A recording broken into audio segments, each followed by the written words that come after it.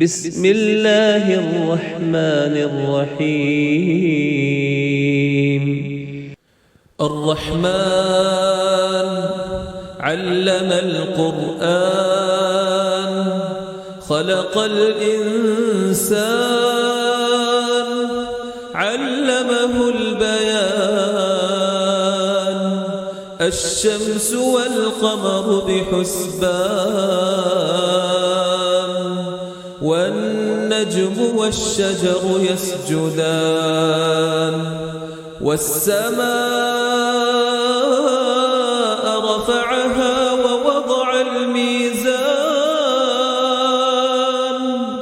ألا تطغوا في الميزان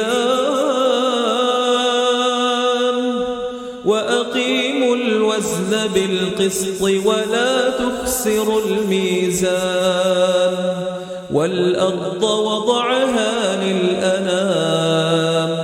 فيها فاكهة والنخل ذات الأكمام والحب ذو العصف والريحان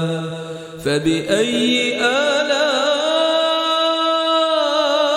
آلاء ربكما تكذبان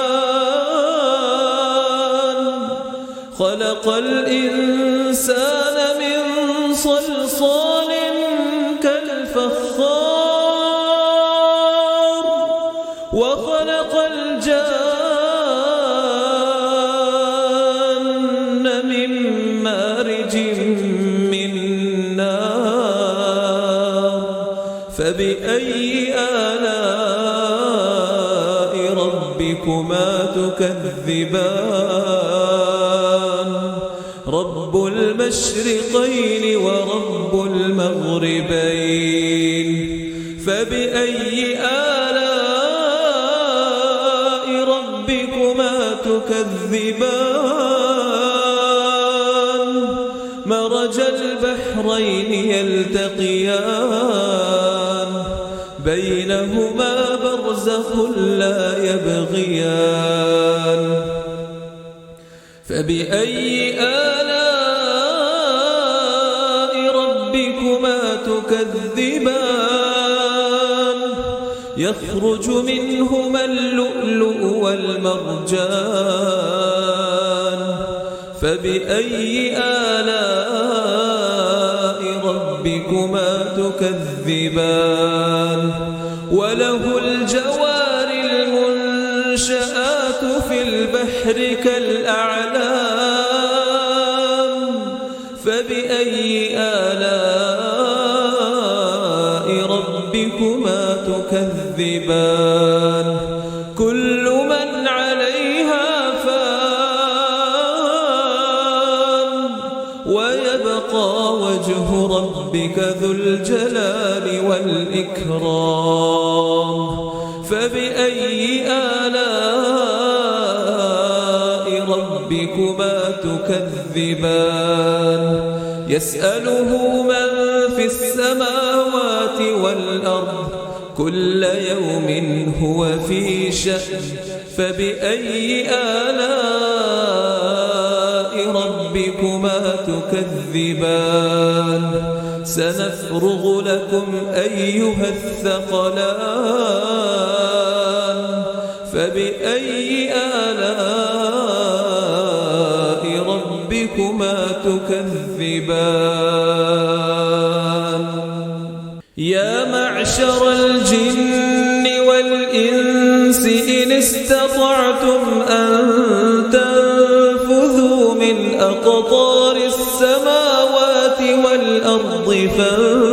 فانفذوا لا تنفذون إلا بسلطان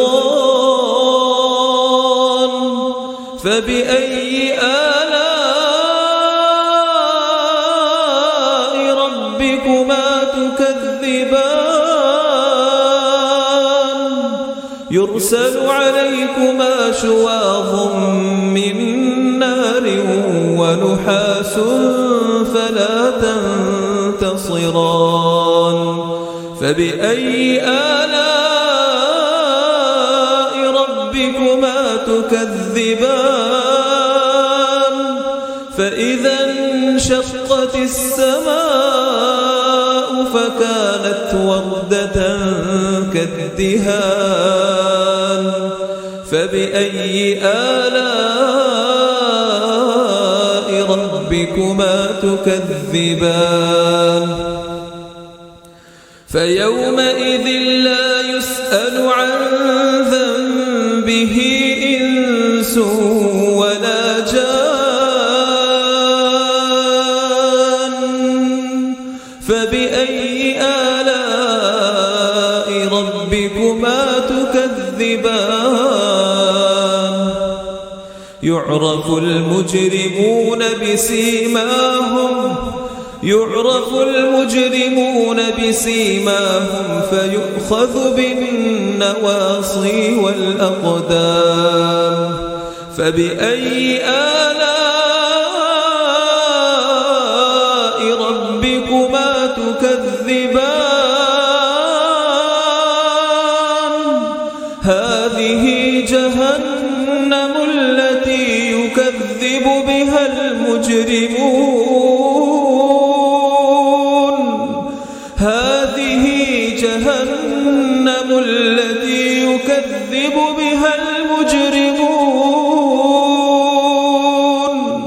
يطوفون بينها وبين حميم آن فبأي آلاء ربكما تكذبان